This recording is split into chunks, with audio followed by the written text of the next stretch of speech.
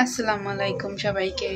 অনেকদিন পর একটা ব্লগ নিয়ে চলে এসেছি। তো আজকে আমি এক জায়গায় যাব। কোথায় যাব এটা হচ্ছে সারপ্রাইজ, আর এটার জন্য আপনারা নতুন ব্লগ ভিডিও পাবেন। কিন্তু এখন আমি যেখানে যাব সেই জন্য রেডি হব। তো চলেন আমার সাথে, গেট রেডি উইথ মি।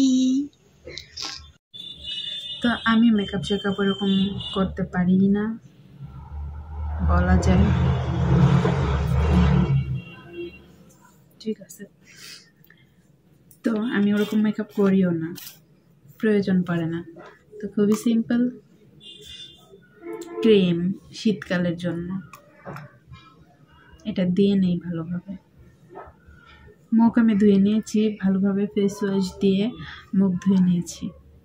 যেহেতু শীতকাল, ক্রিম ব্যবহার না করলে ত্বকের অনেক ক্ষতি হয়, খসখসে হয়ে যায় এবং কেমন সাদা সাদা চামড়া ওঠার মতন একটা অবস্থা হয়ে যায়। তো আমি গরমকালে কিছু না দিলেও শীতকালে আমি অবশ্যই কোনো ক্রিম ব্যবহার করি। এরপরে প্রাইমার ব্যবহার করি। আর আমার মেকআপের ধরনটাও সবচেয়ে আলাদা। সচরাচর আমার মেকআপ করার প্রয়োজন পড়ে না। আর নর্মালি আমি মেকআপ খুবই কম করি, খুবই কম। কোথাও কোনো অনুষ্ঠানে না গেলে বা কোনো ইভেন্টে না গেলে আমি মেকআপই করি না। চেষ্টা করি সবসময় ন্যাচারাল ফেসটাকেই বহন করার, কিন্তু কতটুকু হয়ে ওঠে বলা তো যায় না। তারপরে হচ্ছে আরো কি কি যেন দেয়, বলো কিচ্ছু আমি দিই না। আমার এই যে মেকআপ শেষ, এখন আমি হালকা করে একটু ফেস পাউডার দিয়ে নিব। অনেক শখ করে একটা যে সানশাইন না কি ক্রিম যেন আছে চায়না, দিলেই সুন্দর হয়ে যায়, ওইটা কিনছিলাম, কিন্তু আমি একদিনের বেশি আর দেইনি। ফেস পাউডার দেওয়া কমপ্লিট। এখন আমার জন্য আছে হচ্ছে ব্লাশ করে নিব হালকা করে।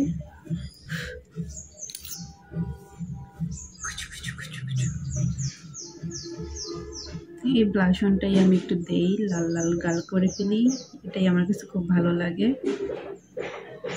যাই হোক, আমার ভিডিওতে কিন্তু বাহিরের সাউন্ড অনেক বেশি, তো আপনারা এটাকে ইগনোর করবেন। যেহেতু আমি বারান্দায় বসা, এখানে গাড়ি যায়, টাকাটাকি, সাইডে মিস্ত্রি কাজ করতেছে, ওই আওয়াজ, অনেক আওয়াজই হয়। তো ওগুলো আপনারা স্কিপ করবেন। আর হ্যাঁ, আমি কিন্তু মেকআপ এরকম পারি না। আপনারা যারা পারেন আমাকে অবশ্যই টিপস দিয়ে যাবেন। তো আমি আপনাদের কাছ থেকে কিছু শেখার জন্য টিপস চাইলাম। যারা পারেন কমেন্টে অবশ্যই বলে যাবেন কোনটার পর কোনটা অ্যাপ্লাই করতে হয়। আর আমি সামনে কিছু জিনিসপাতি কিনবো, সেগুলোর নাম আপনারা বলে যাবেন সিরিয়াল দিয়ে ভালোভাবে, যাতে আমি বুঝতে পারি।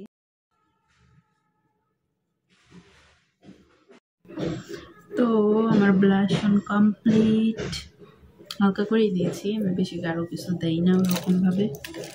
তো এখন আমি হচ্ছে আমার ফ্লুটা অ্যাড করবো এটা দিয়ে। তো এটা হচ্ছে আমি এটা খুলে নেই, তাহলে খুব সহজ হয়। খুলে এখন এখানে কাজল ভরিয়ে হালকা করে ব্রুটা অ্যাড করবো। আমার কিন্তু ব্রু নেই, আর আমি প্লাগ করিনি এখনো।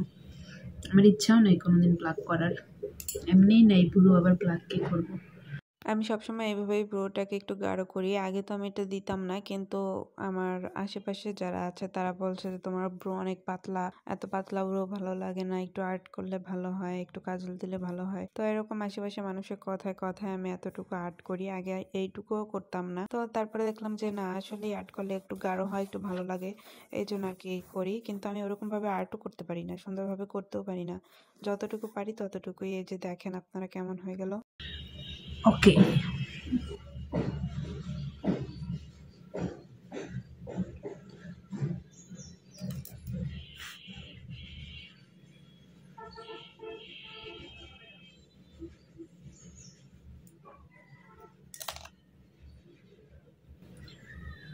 তো এখন পালা আইলাইনার। সাজগোজের সবচাইতে কঠিন সময় হইতেছে এইটা, এই যে এই আইলাইনারটা দেওয়া। আর আমার কাছে চিকন করে দেওয়া আইলাইনার ভালো লাগে, কিন্তু আমি কখনোই চিকন করে, একদম চিকন করে আইলাইনার দিতেই পারি না। আমারটা সবসময় মোটা হয়ে যায়, যেটা দেখার মতো না। মাঝে মাঝে তো প্রায় অনেক মোটা হয়ে যায়, তারপরে আমার আবার মোছা লাগে, আবার দেওয়া লাগে। অবশ্যই এই ভিডিওটার মধ্যেই আমি একবার মুছে তারপরে আবার দিয়েছি, কারণ আমারটা হয়নি প্রথমবার। তো ফাইনালি আমার চোখ রেডি, একদম হালকা মেকআপ। এখন আমি হচ্ছে আমার ঠোঁট ধরবো।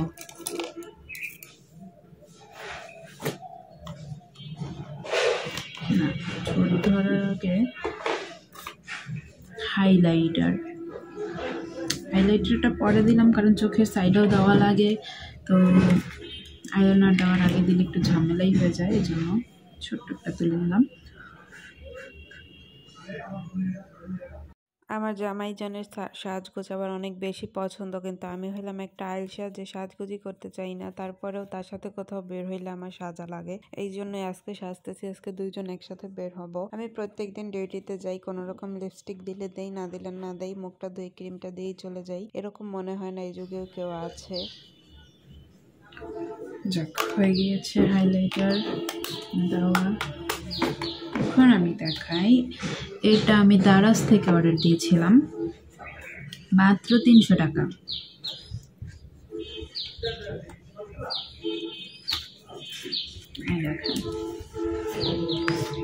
মাত্র 300 টাকায় এই 6টা লিপস্টিক অনেক ভালো ছিল। আমি 2টা নিয়েছি, একটা আমার ফ্রেন্ডের জন্য, একটা আমার জন্য, 2টা 600 টাকা করে। ওকে, আপনারা চাইলে নিতে পারেন, তবে এখন দামটা বেশি, কারণ আমি 11/11 সেলের সময় নিয়েছিলাম। প্রত্যেকটা কালার জাস্ট ওয়াও, আর সম্পূর্ণ ম্যাট। আপনি এটা দিয়ে যত খাবারই খান না কেন একদম ঠিকঠাক। তো আজকে আমি এই কালারটা দিব, দেখেন এটা একটু পার্পল টাইপের।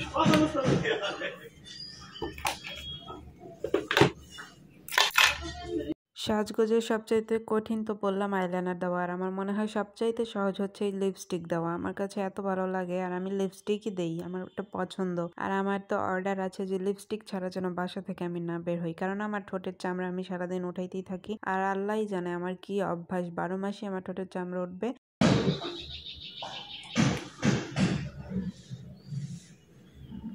হয়তো বা রোদের কারণে আপনাদের কাছে লালই লাগতেছে, কিন্তু আসল কালারটা হচ্ছে এটা হচ্ছে আসল কালার, বেগুনি বেগুনি টাইপের। তো এখন তো আমি রেডি হয়ে গিয়েছি, এখন আমার আউটফিটের পালা। তার আগে নেল পালিশ। এই হচ্ছে আমার ব্ল্যাক, এই হচ্ছে আমার হোয়াইট বলতে এটা একটু ধূসর টাইপের। এই দুটো আমি, এই যে আমার নেল পালিশ দেওয়া হয়ে গিয়েছে, এটা হচ্ছে অন্য কালার, আর এগুলো সব হচ্ছে ব্ল্যাক কালার।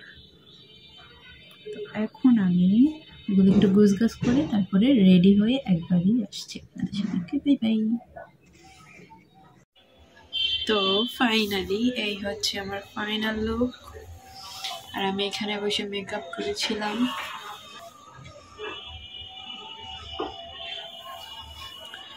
তো আপনাদের সাথে দেখা হবে আবার নেক্সট ভিডিওতে। তো এখন পর্যন্ত ভালো থাকবেন, সুস্থ থাকবেন, বাই বাই।